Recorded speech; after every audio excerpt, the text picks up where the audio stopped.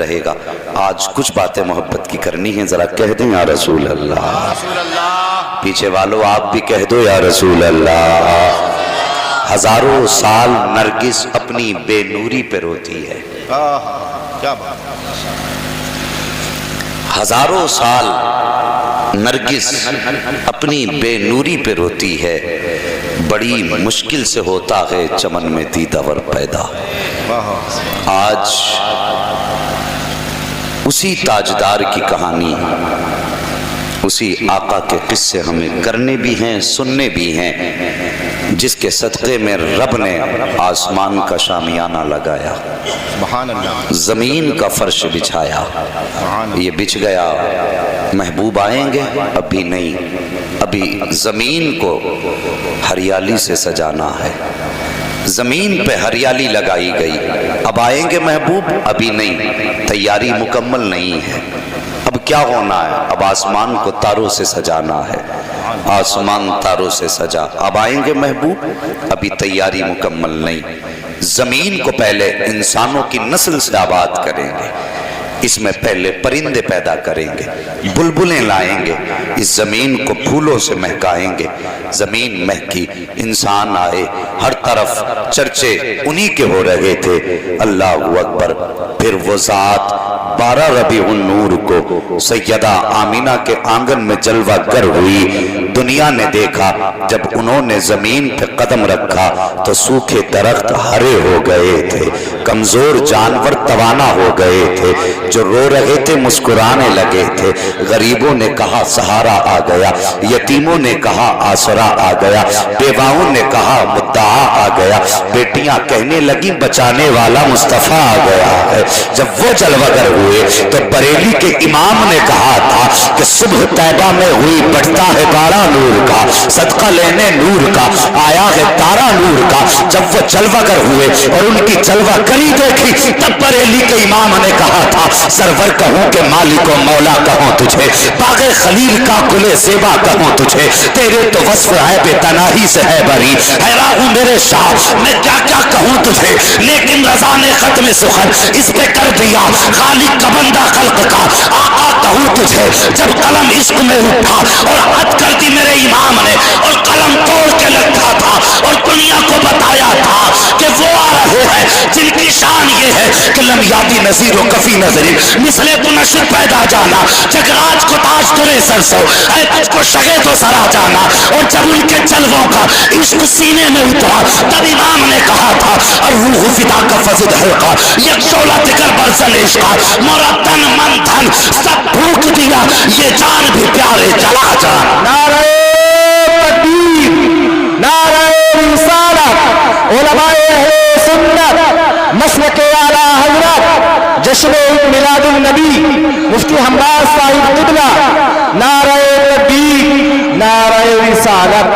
سبحان اللہ. اللہ سلامت رکھے. لائق مبارکباد ہو آپ لوگ جو اپنے آقا کا میلاد منا رہے ہو, قسمت والے ہو. مجھے سچ بتا, ایمانداری سے دل پہ ہاتھ رکھ, ان علماء سے تم نے کئی بار سنا ہوگا نبیوں نے حضور کی امت میں پیدا ہونے کی دعائیں کی تھی.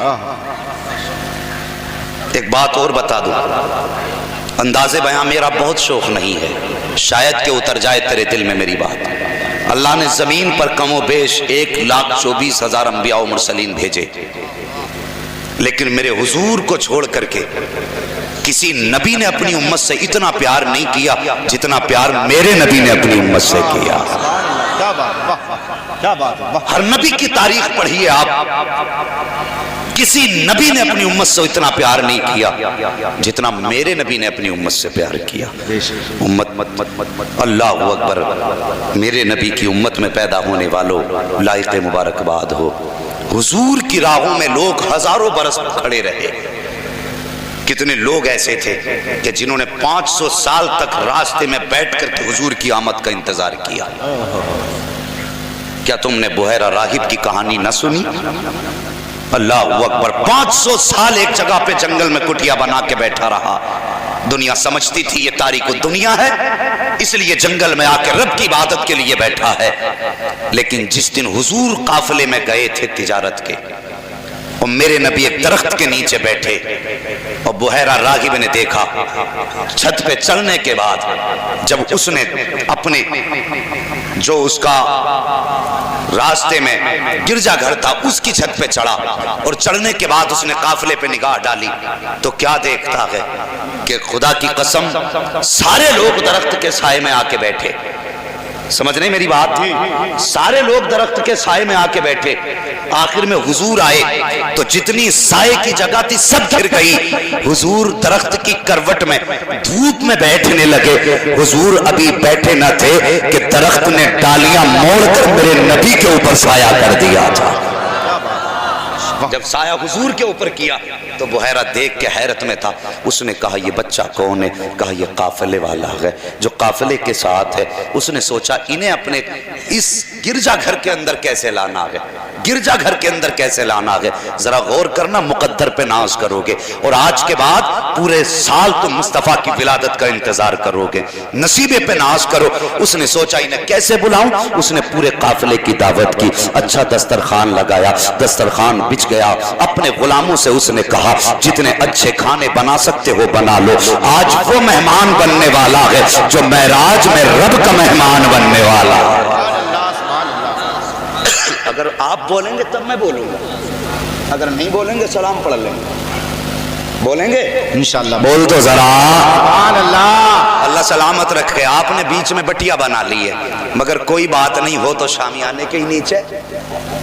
ہاں ذرا بولتے ہیں پیچھے والے سبحان اللہ. اگر سمجھتے ہو ہم زمیندار کے بیٹے خصاب ہیں تو جیب میں رکھ اپنی خصابی.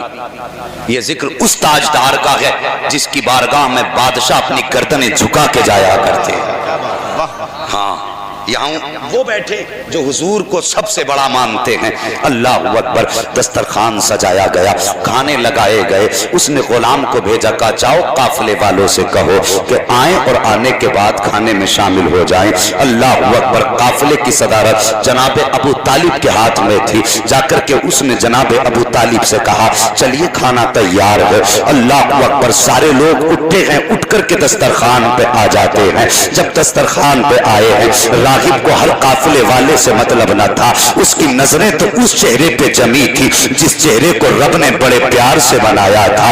اس چہرے پہ جمی تھی جس کو رب نے کائنات میں سب سے حسین بنایا تھا. انتظار کرتا رہا، سب آئے، حضور نہیں آئے ہیں. اللہ اکبر. اس نے دیکھا قافلے والوں کی طرف، دسترخوان پہ لوگ بیٹھے ہوئے ہیں. کہا بتاؤ کوئی رہ تو نہیں گیا؟ سب نے کہا کوئی نہیں رہا ہے.